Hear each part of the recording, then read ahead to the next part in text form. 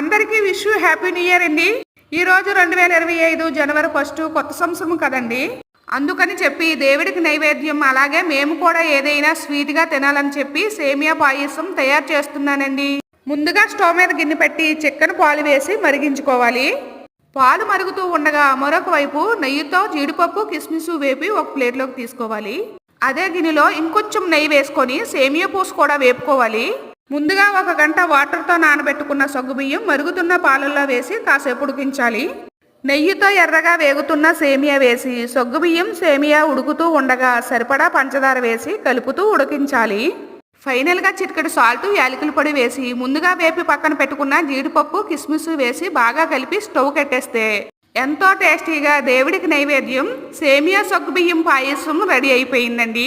దేవుడికి నైవేద్యం పెట్టి కొబ్బరికాయ కొట్టి పూజ కూడా చేసేసుకున్నానండి. తర్వాత ప్రసాదం మేము కూడా తిన్నాము. టేస్ట్